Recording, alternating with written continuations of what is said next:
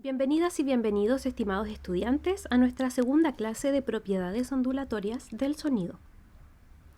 El sonido es una onda, por lo tanto, transmite energía a través de un medio material, ya que es una onda mecánica, y además es longitudinal, ya que al propagarse un sonido, produce zonas de compresión y rarefacción en la misma dirección en la que se propaga la energía. ¿A qué rapidez se propaga la energía de un sonido? La rapidez depende de las características que tenga el medio material y no de la frecuencia de la onda. Así, materiales sólidos tienen, por lo general, valores mayores para la rapidez de propagación si los comparamos con líquidos y con gases. Hay una excepción aquí en el caucho, debido a que el caucho es un material muy plástico, no tiene la capacidad de volver a su forma original y por eso, al ser poco elástico, la velocidad de propagación del sonido en el caucho es baja. Si observamos los gases, por ejemplo, en el aire, podemos ver que hay una relación entre la temperatura y la rapidez del sonido. A mayor temperatura, la rapidez es mayor. Pero cuidado, esta relación no es directamente proporcional, sino que se establece mediante la ecuación que está aquí a la derecha, donde la temperatura tiene que estar en grados Celsius. Resolvamos un pequeño ejemplo con esta ecuación. Hoy tuvimos un promedio de 8 grados de temperatura, así que veamos a qué velocidad se movió el sonido cuando la temperatura es de 8 grados. Todo esto va a resultar en metros por segundo. Si resuelvo todo esto en la calculadora me da 332,01 metros por segundo. Pueden notar también que en la tabla aparece oxígeno distinto de aire. Normalmente nos referimos a oxígeno como el aire que respiramos, pero el aire que respiramos tiene solo un 20% de oxígeno aproximadamente en su composición. El oxígeno puro a 0 grados Celsius tiene una rapidez de 317 metros por segundo, pero cuando veo el aire tiene otra rapidez a 0 grados Celsius y es porque está compuesto por otras moléculas y también por material particulado. Recuerda que el aire es una mezcla de gases. Para hacer ejercicios y como normalmente la temperatura no va a ser una variable para nosotros, vamos a establecer que la rapidez del sonido es de 340 metros por segundo, a menos que se nos indique lo contrario. El sonido se puede reflejar y absorber. La absorción es la propiedad de las ondas que tiene que ver con la disipación de la energía. Lo que tenemos aquí en la primera imagen es una espuma para recubrir habitaciones y aislarlas acústicamente. Los materiales porosos, como las alfombras, las telas, son buenas absorbiendo sonido. Disipan la energía en su interior debido a que tienen muchos poros. También las cajas de huevo se usan como un material barato para poder trabajarlas como aislante acústico. Lo contrario a la absorción del sonido sería la reflexión del sonido. Cuando las paredes son lisas, tienen pocos poros, el sonido se refleja y podemos escucharlo nuevamente. Vamos a distinguir dos fenómenos. El primero es el eco y el segundo es la reverberación. ¿Por qué los distinguimos?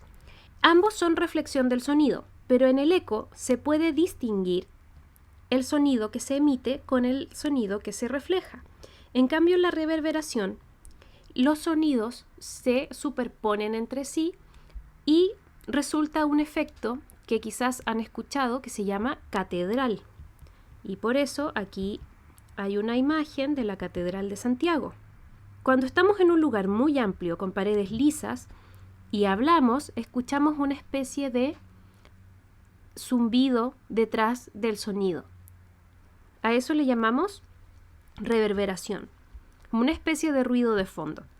En cambio, en el eco volvemos a escuchar el mismo sonido, lo podemos distinguir muy bien. Para poder distinguir un eco, necesitamos que haya un desfase de 0,1 segundo para que nuestro cerebro pueda decodificar este sonido como un sonido diferente.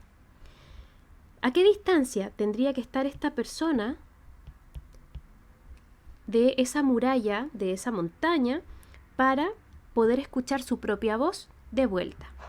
Entonces tenemos la distancia, es nuestra incógnita, la velocidad, suponemos que es 340 metros por segundo, la velocidad del sonido en el aire, y el intervalo de tiempo para percibir el sonido luego de que lo emitimos es de 0,1 segundos.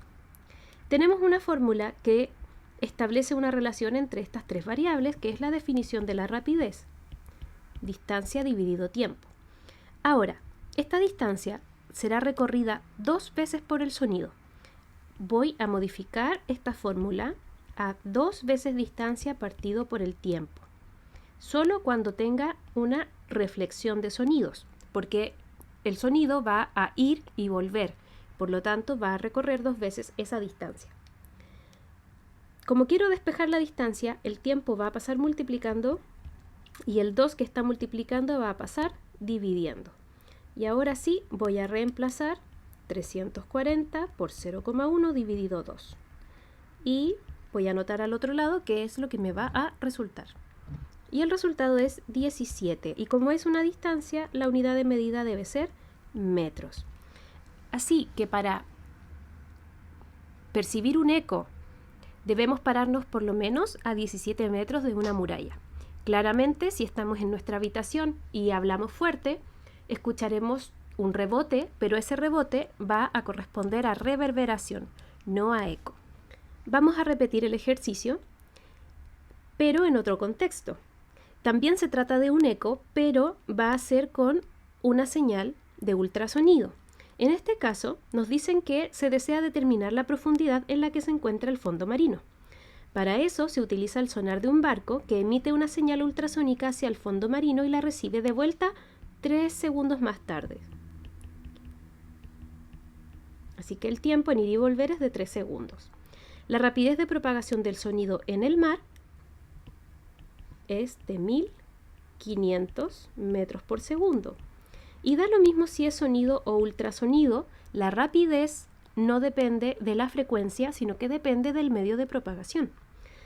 ¿Cuál será la profundidad del fondo marino? Es decir, la distancia. Supongamos que este es el barco. Aquí está el fondo marino. La señal va y viene. Así que aquí tenemos nuestra incógnita distancia. Nuevamente, como la señal va y viene, tendremos velocidad igual 2 veces distancia dividido tiempo. Despejamos de la misma forma en que lo hicimos en el ejercicio anterior, pero esta vez tenemos 1500 por 3 dividido 2. Lo que nos da 2250 metros. Es decir, 2,25 kilómetros. El sonido también se puede refractar. ¿Recuerdas qué es la refracción? En la refracción, la energía de una onda puede propagarse por diferentes medios, pero al hacerlo, no cambia su velocidad de propagación, porque cambia de características este medio, sino que también cambia su dirección de propagación. La frecuencia siempre permanece constante. En el caso del sonido se da un fenómeno particular, que es que la temperatura en el aire no es uniforme y por lo tanto, como la rapidez del sonido depende de la temperatura, se va a producir refracción debido a que va a haber diferente velocidad de propagación dependiendo la temperatura a la que esté el aire. En días cálidos, el suelo tiende a estar más caliente que la parte de arriba, una diferencia pequeña de temperaturas, pero hace que el sonido tienda a viajar hacia arriba. En cambio, en un día frío, el suelo tiende a estar más helado que la parte de arriba, a menor temperatura, y eso hace que el sonido tienda a viajar hacia abajo. Otra propiedad que tienen las ondas es el poder difractarse, y el sonido también se puede difractar. Recordamos que la difracción es la propiedad que tienen las ondas de rodear obstáculos o de pasar a través de una abertura, y al pasar por la abertura vuelve a generarse un foco de emisión de la onda. Para que este fenómeno ocurra, la longitud de onda debe ser parecida a la del obstáculo o abertura. Veamos cuál es la longitud de onda del sonido audible para que podamos entender por qué este fenómeno se da en nuestro entorno cotidiano. Según lo visto en el video anterior, el rango auditivo para el ser humano va de los 20 Hz a los 20.000 Hz o 20 kHz. Tenemos una fórmula que relaciona la velocidad, la longitud de onda y la frecuencia, que es la que ocuparemos ahora. Normalmente nosotros estamos en un medio que tiene aire, por lo tanto es el aire el que vamos a considerar para la velocidad. Por lo tanto, la velocidad en ambos casos va a ser de 340 metros por segundo. La frecuencia en un caso es de 20 Hz, frecuencia 1, y la frecuencia 2 va a ser de 20 kHz o 20.000 Hz. Vamos a buscar la longitud de onda 1 y la longitud de onda 2. Para calcular la longitud de onda, de la fórmula que estoy remarcando, la frecuencia debería dividir a la velocidad. Por lo tanto, lambda 1 debería ser velocidad dividido frecuencia 1. Y lambda 2 debería ser velocidad dividido por frecuencia 2. Por lo tanto, tenemos 340 dividido 20, podemos simplificar, y esto nos da 17 metros. Es decir, el sonido más grave que pueda escuchar una persona tiene una longitud de onda de 17 metros. Para que puedas comparar, 17 metros es muy similar a la altura de nuestro edificio de enseñanza media de 3 pisos. Vamos a ver qué pasa ahora con la frecuencia 2 de 20.000 Hz. Vamos a repetir el mismo cálculo, pero va a cambiar la frecuencia. La frecuencia no puede estar en kilohertz, debe estar en hertz, si no nos daría el mismo resultado anterior. En este caso nos da 0,017 metros. Si lo cambiamos de unidad de medida, esto es equivalente a 1,7 centímetros. Es decir, para el sonido más agudo, la longitud de onda es casi de 2 centímetros. Los objetos que nos rodean, por ejemplo, el ancho del marco de una puerta, tiene aproximadamente 1 metro de ancho. 1 metro está entre 2 centímetros y 17 metros. Por lo tanto, cuando yo hablo y la puerta está abierta, una persona que está afuera de mi pieza escucha el sonido como si viniera desde la puerta. Esto quiere decir que el sonido se difracta en nuestro entorno a cada rato, porque estamos muy rodeados de objetos que están con este tamaño aproximadamente. Ahora vamos a ver un video para ver el fenómeno de resonancia y cómo se puede observar este fenómeno en el sonido. Para la siguiente demostración tengo 2 diapasones idénticos, ambos de 440 Hz, que para poder escucharlos debemos tenerlos aquí en sus cajas de resonancia, ya que si lo hago sonar fuera de la caja, solo van a escuchar si coloco cerca el diapasón. Cuando lo toco, dejo de escuchar el sonido, ya que no le permito vibrar a los brazos del diapasón. Voy a colocar el diapasón en su caja de resonancia y ahí ya pueden percibir el sonido. La resonancia es un fenómeno en donde un objeto tiene una vibración natural, una frecuencia a la que va a vibrar cuando sea golpeado o sea perturbado, y cuando otro objeto tenga esta misma frecuencia va a empezar a vibrar espontáneamente. Y lo vamos a ver con estos diapasones que tienen la misma frecuencia, son del mismo tamaño y ambos vibran en 440 Hz. Voy a tocar primero un diapasón. Ese es su sonido. Cuando toco, para de vibrar. Voy a tocar ahora el otro diapasón. Y pueden ver que es el mismo tono. Ahora voy a dejar libre los dos diapasones, voy a tocar un diapasón y luego lo voy a parar y vamos a ver qué es lo que ocurre.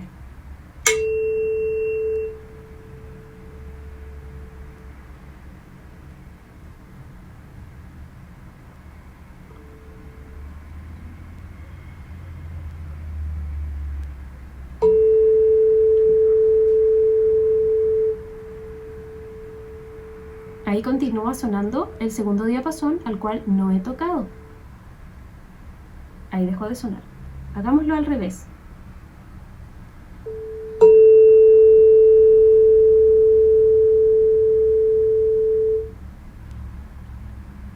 No sonó el otro porque lo tenía detenido.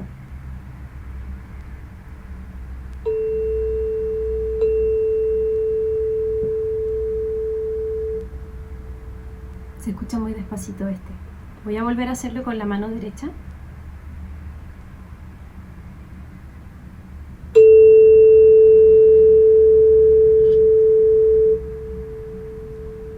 Y ahí está sonando el segundo diapasón. Y ese es el fenómeno de resonancia. Entonces, el fenómeno de resonancia consiste en que cuando se hace vibrar un cuerpo que tiene una frecuencia natural cerca de otro cuerpo que tiene la misma frecuencia natural, el segundo cuerpo va a comenzar a vibrar sin que nosotros lo hayamos perturbado primero. También en el video se observa el fenómeno de vibración forzada, que es la que tiene, por ejemplo, la caja de resonancia. La caja de madera tiene que vibrar a una frecuencia que es la frecuencia del diapasón para poder amplificar el sonido. ¿Qué es el efecto Doppler? Vamos a percibir primero el efecto Doppler con el siguiente video.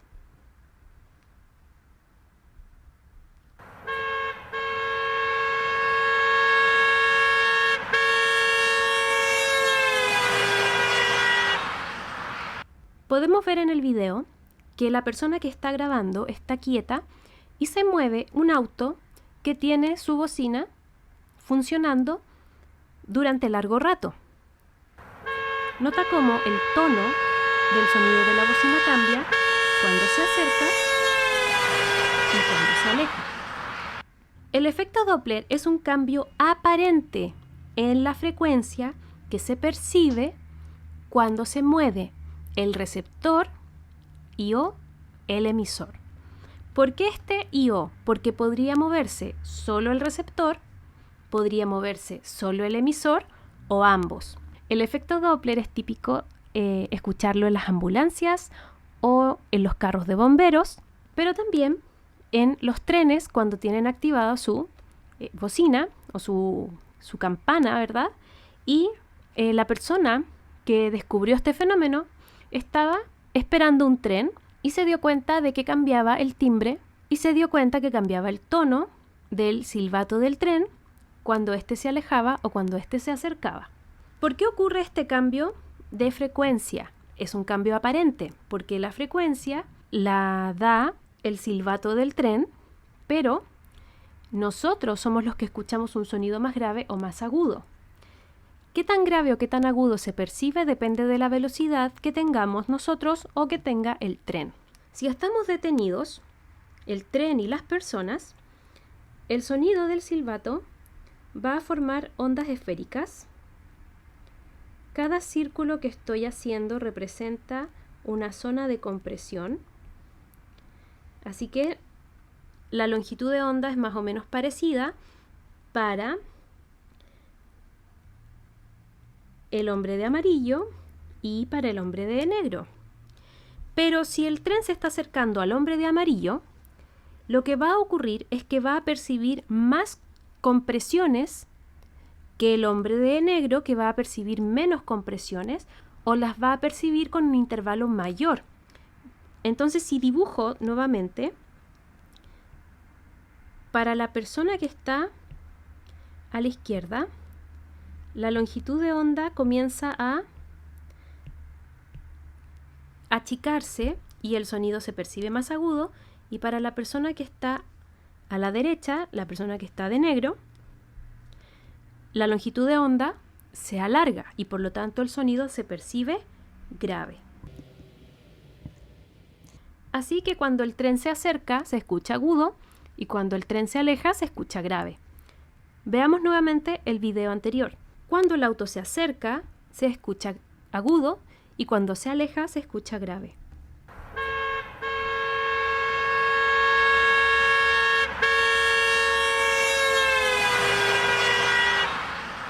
Y hasta aquí nuestra unidad de sonido. Gracias por poner atención a este video. Espero que las respuestas hayan sido acertadas para ti y espero que si tienes alguna duda o consulta puedas hacerla en nuestra aula virtual de Google Classroom.